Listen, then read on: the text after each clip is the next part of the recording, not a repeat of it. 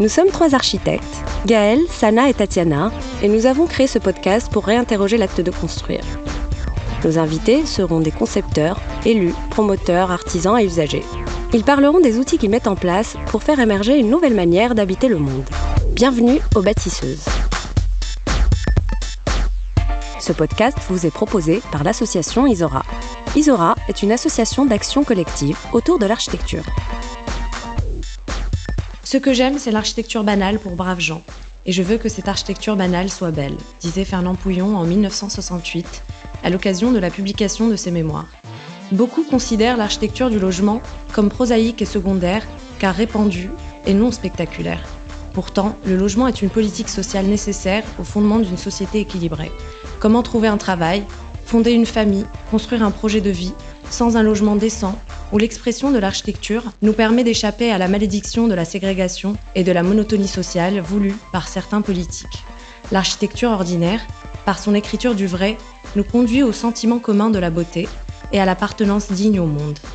À l'heure où la France traverse une crise du marché de l'immobilier et du mal-vivre dans les banlieues, la question du logement apparaît plus que jamais comme un domaine particulièrement complexe et délicat à saisir dans toutes ses composantes, financières, foncières, techniques, réglementaires, et toutes ses dimensions écologiques, esthétiques, urbanistiques, territoriales et sociales.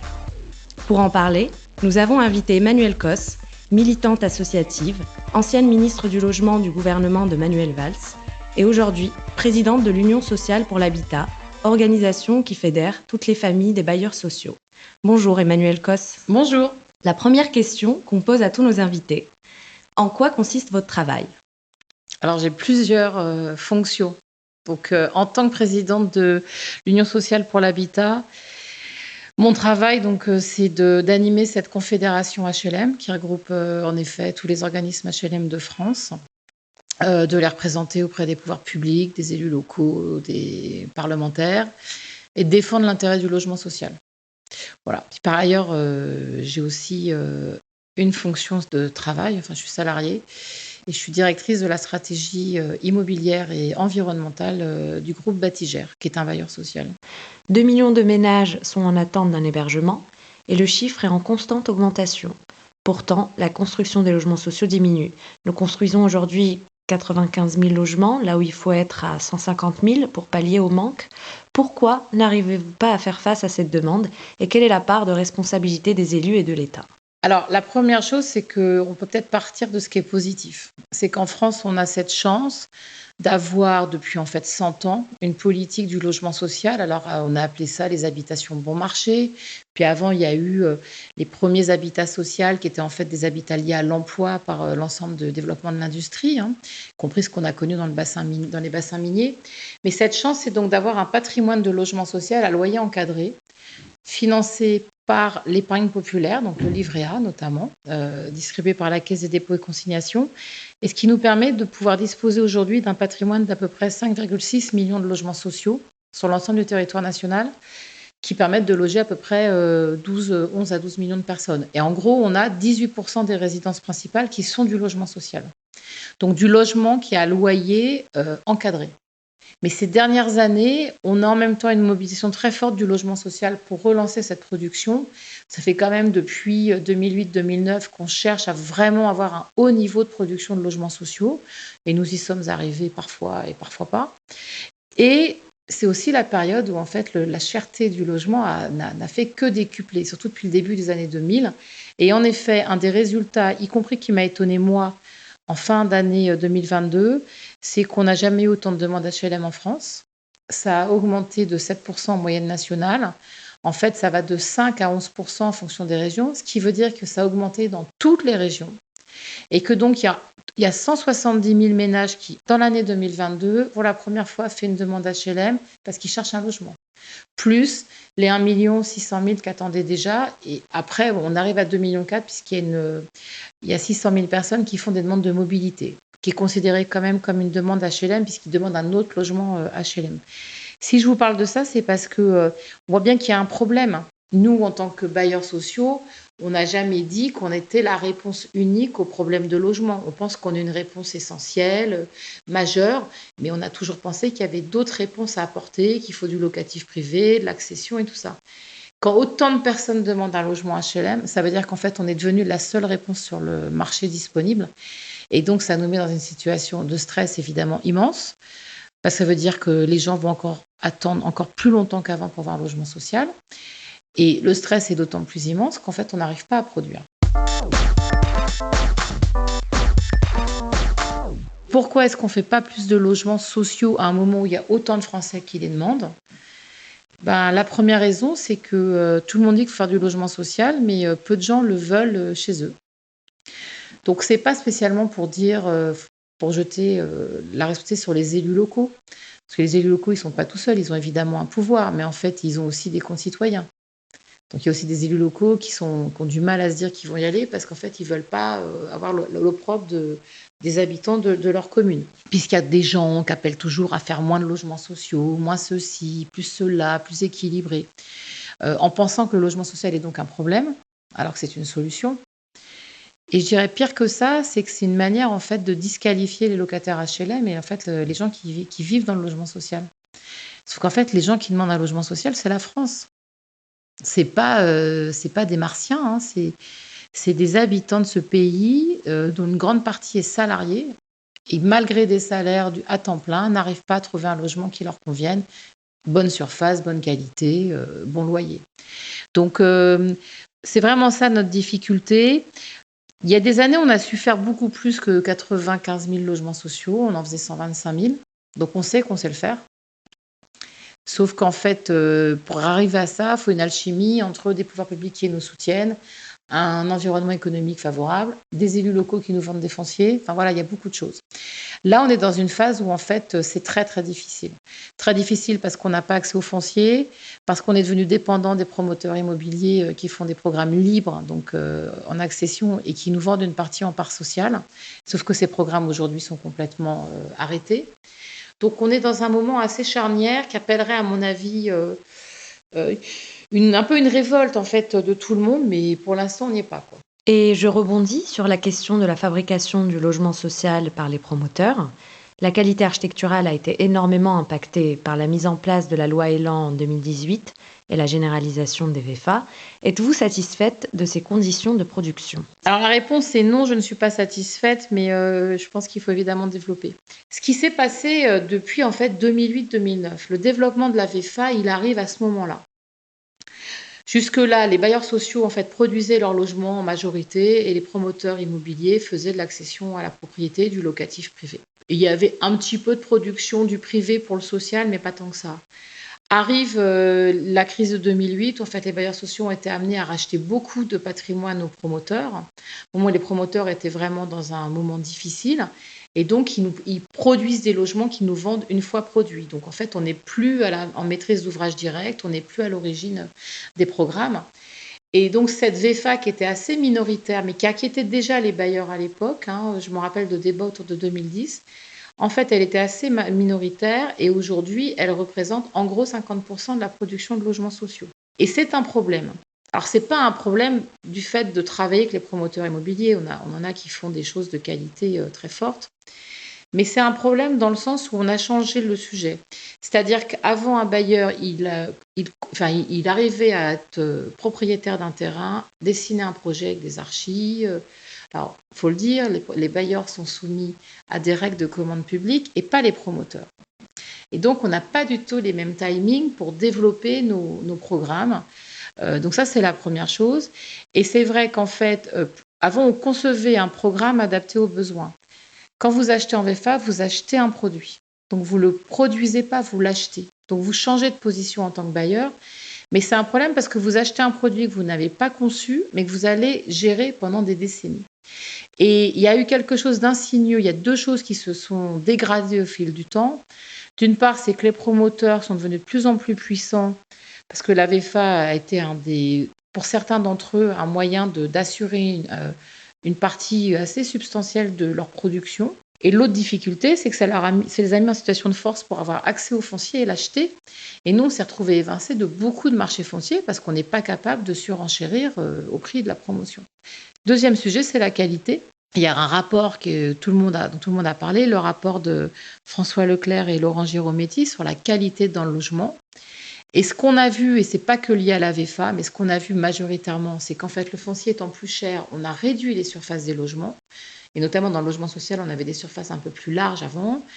Il y a des choses qui ont disparu. Appartements pas traversants, pas de lumière naturelle, les enjeux, et notamment d'aération des pièces type salle de bain. Et le pire, pour moi, le pire du pire, c'est la suppression de la cuisine en tant que pièce, avec ces cuisines ouvertes, parce que soi-disant, les locataires et les propriétaires veulent ça.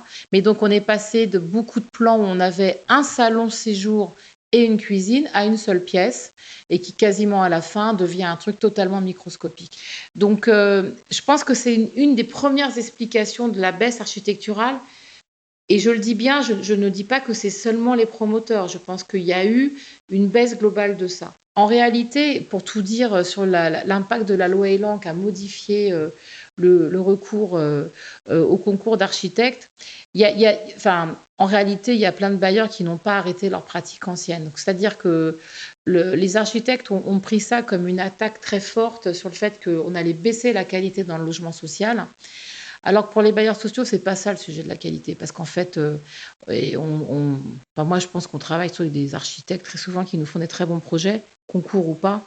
Je pense que la difficulté, c'est en fait la lenteur du process, et c'est ça qui était en question. Pour moi, c'est pas le concours qui est la garantie en fait de la qualité, pour dire les choses franchement. Je pense que le problème aussi, c'est que on a mis plus d'argent dans l'achat des fonciers, des matériaux, et moins dans les prestations. Tout le monde a rogné sur les budgets BET, Presta, architectes, paysagistes. Je pense qu'il y a un mouvement global qui a été qu'on a rogné sur des frais qui, pour moi, sont essentiels et que, par ailleurs, on fait des économies de bout de chandelle. Il y a tellement de détails où on voit en fait qu'on fait des économies, mais de nul. Notamment, je vois sur les revêtements qui s'abîment très vite parce qu'en fait, on n'a pas mis des trucs de qualité. Malheureusement, je pense qu'à un moment, on a perdu cette idée de la durabilité des choses et aussi peut-être de la règle de l'art.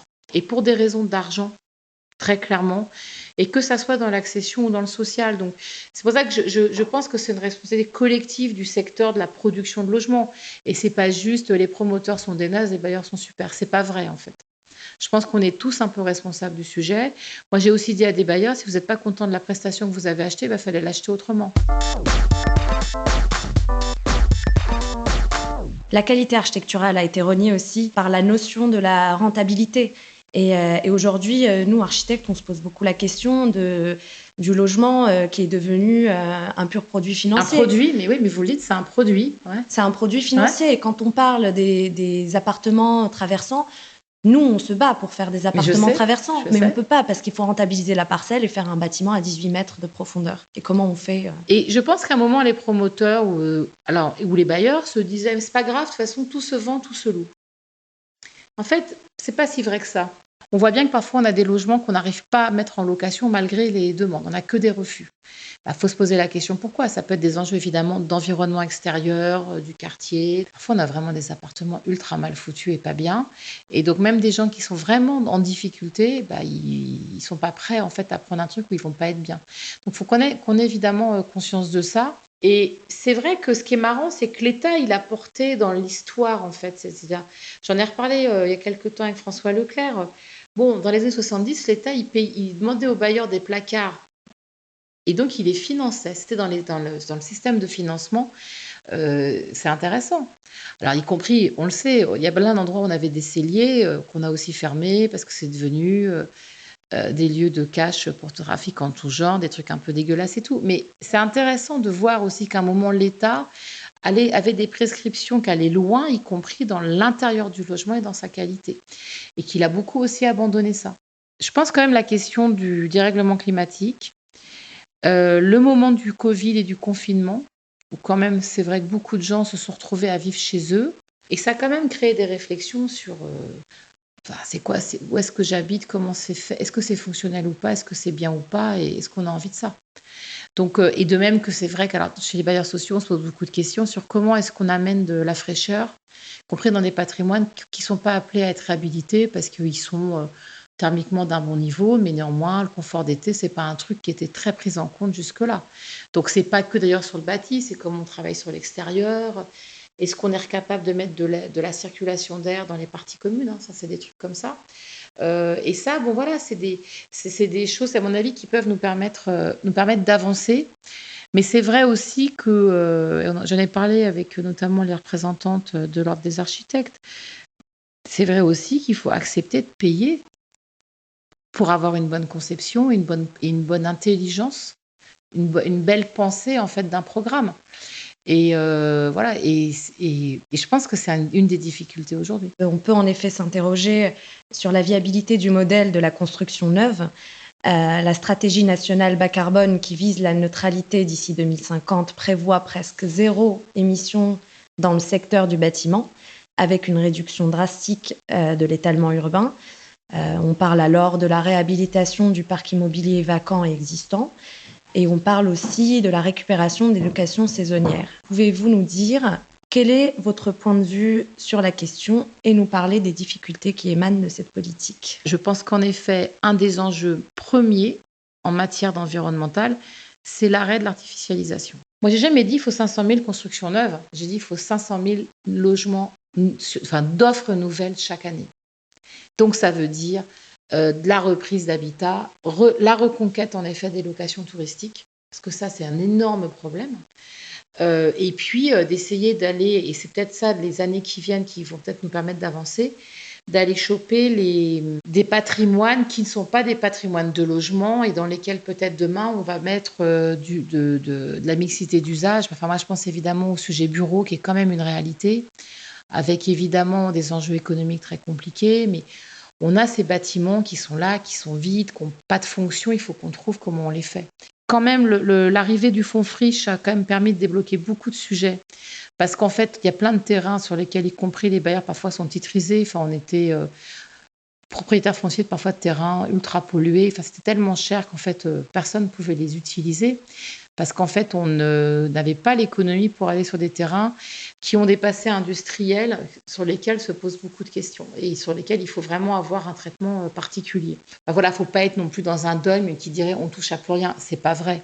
Il y a des départements, notamment ruraux, où il y aura besoin de faire des nouvelles infrastructures, pas très consommatrices, et il faudra les faire là où il y a les besoins. Donc, il faudra par contre trouver à compenser ailleurs et peut-être renaturer d'autres systèmes. Mais au global, oui, il faut qu'on arrête d'artificialiser. Ce qui est assez incroyable, c'est qu'une fois qu'on a dit ça, là encore, c'est l'activité logement et immobilière qui est convoquée, alors qu'en réalité, on parle très peu de l'activité, notamment des grands centres commerciaux, qui a été, à mon avis, et ça a été montré dans plusieurs études, un des éléments de la très forte artificialisation des choses, plus la voiture. Donc ça, c'est la première chose. Et le deuxième sujet sur lequel ça paraît évident quand on le dit, mais en pratique, on n'y arrive pas, c'est en effet de construire de manière un peu plus dense. Et là, très clairement, c'est compliqué partout. Même quand les élus nous soutiennent, on a du mal. On a du mal à surélever, et même quand on a les permis de construire, on a du mal à mettre en place les travaux. Et donc, on voit bien que la question, c'est pas juste l'habitat individuel ou collectif, c'est l'acceptation quand même qu'on retrouve une densité qu'on trouve dans beaucoup de pays européens. Et chez nous, on voit bien que c'est un débat très, très difficile. Les élus ont du mal à y aller. Et en plus, on a des débats d'une nullité quand même assez forte quand on a des débats nationaux sur le sujet, puisque quand on parle de densité, tout le monde nous oppose le modèle des grands ensembles, qui, pour tous les professionnels que vous êtes, savez très bien qu'en fait, ce n'est pas dense. Pour répondre à la crise profonde qui touche le logement, le gouvernement a mis en place un Conseil national de refondation afin de permettre aux différents professionnels du secteur de réfléchir à des réponses d'urgence et à long terme. Le CNR s'est traduit par une vingtaine de décisions.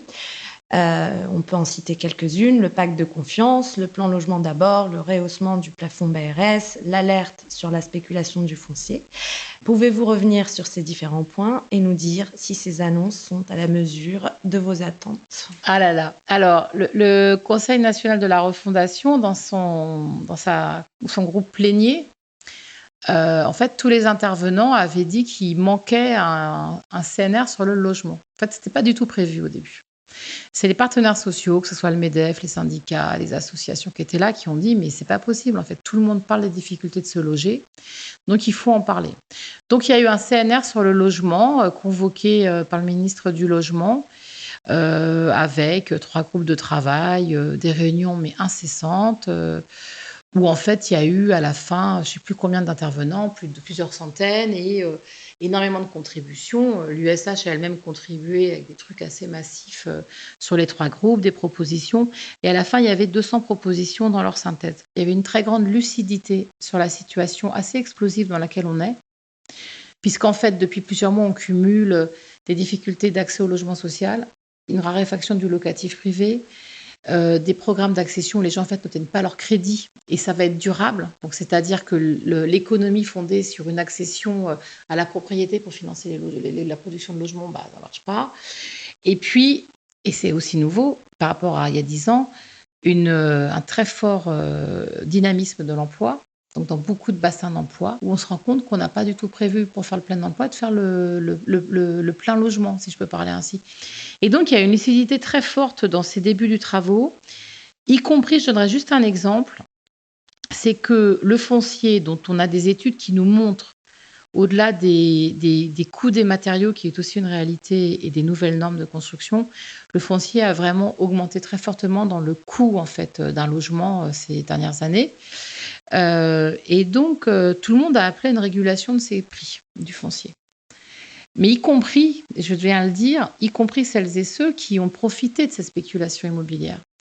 Puisqu'en fait, il y a beaucoup de gens qui profitent de cette augmentation de coûts, évidemment les propriétaires fonciers, et même un promoteur, si son opération est plus chère, il a aussi des marges un peu différentes. Mais beaucoup de tous ces acteurs ont dit, en fait, on peut plus, en fait, on n'y arrivera plus. D'ailleurs, ça s'essouffle. Les salaires, évidemment, ne suivent pas. Et puis, on n'arrive plus à construire à ces niveaux de construction. En fait, c'est trop cher et l'économie, en fait, n'est plus là. Et ce qui est extrêmement navrant, en fait, dans les conclusions du CNR, c'est que, comme au final, je pense que le gouvernement ne voulait pas vraiment de ce CNR, il ne voulait pas vraiment rendre des arbitrages positifs sur le sujet. Et je pense qu'il a été un peu décontenancé, d'une part par le sérieux des travaux menés, donc, qui ont été un peu coordonnés par Christophe Robert de la Fondation Abbé Pierre et Véronique Bedag, la DG de Next City. Un sérieux, des propositions complexes, mais pas que. Il y a y compris des tas de propositions de simplification. Et à la fin, en fait, on n'a pas de réponse. On nous dit c'est sympa, vous avez bien travaillé, c'était intéressant, hein, merci. Et j'aimerais bien en fait que le gouvernement change de pied rapidement. Il peut encore le faire. Mais pour l'instant, on n'y est pas, quoi.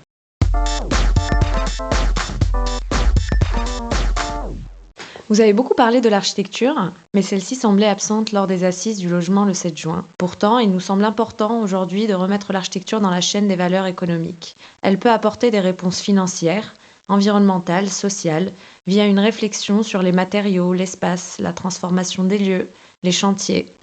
Et je sais que vous en avez déjà parlé, mais peut-être qu'on peut redire un petit mot sur la manière dont on peut travailler en amont avec les architectes et quelles sont les pistes à améliorer.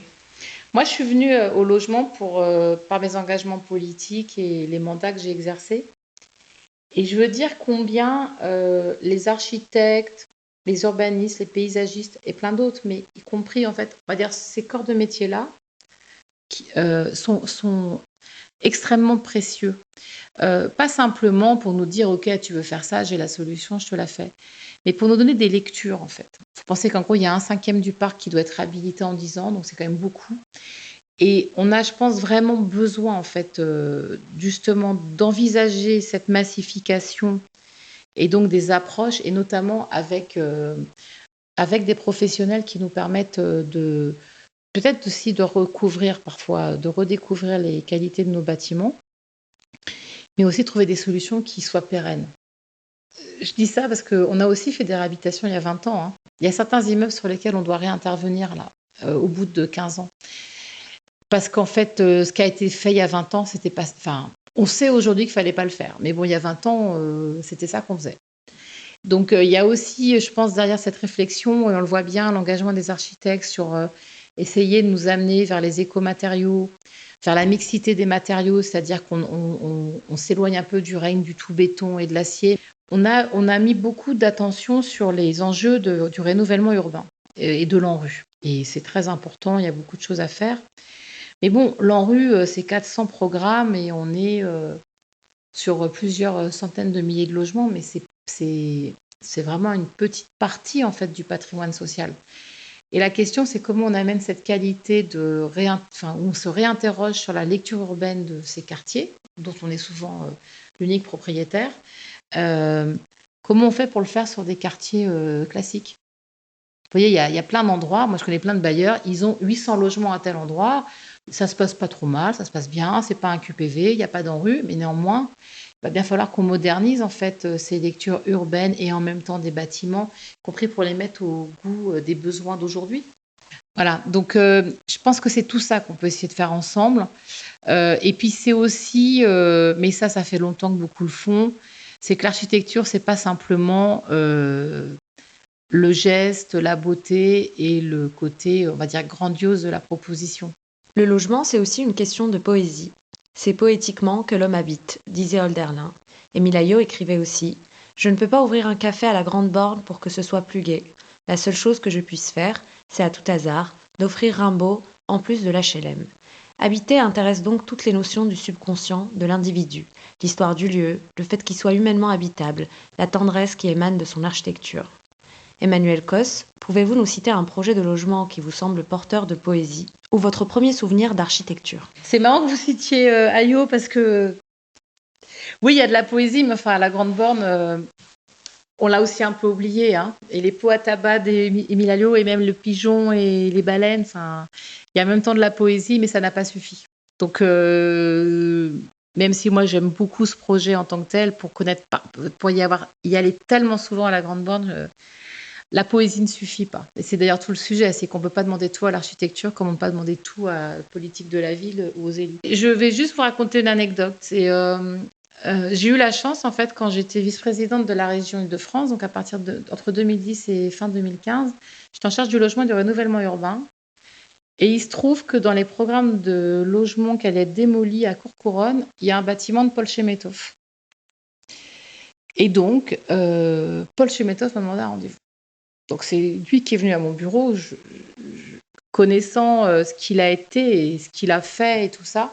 Et je pouvais pas faire grand-chose pour lui. Hein. C'est un bâtiment qui a été démoli pour des tas de raisons, qui pourrait d'ailleurs être toujours discuté, alors même que la qualité des logements était assez incroyable. Et on a vu une discussion absolument formidable, justement, où on était aussi sur la question d'une certaine utopie, mais aussi d'une certaine liberté. Par exemple, il m'avait rappelé les débats qu'il y avait eu pendant longtemps de savoir si on pouvait de livrer des logements pas totalement finis, y compris les habitants puissent se les approprier pour une partie, pour finir les travaux eux-mêmes, qui est un truc qui a été porté par certains acteurs du logement social à certaines périodes. Et ça, je me rappelle d'un moment vraiment très émouvant parce que pour tout dire, moi j'étais plutôt en admiration et amitié pour lui, sans le connaître. Et c'est lui en fait qui se mettait à mon niveau pour me demander un sujet sur un patrimoine, un bâtiment. Et je me disais en même temps, c'est incroyable, cet architecte extrêmement renommé, en fait, se bat pour essayer de sauver juste un patrimoine parce qu'il pense que pour le bien commun, c'est intéressant. C'est pas vraiment pour lui le sujet. Donc ça, c'est un très beau souvenir et c'est très intéressant.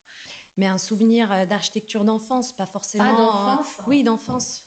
Alors, c'est très personnel. Moi, en fait, j'ai des attaches dans l'Ardèche méridionale. Donc, les maisons en grès qui datent du XVIIe siècle.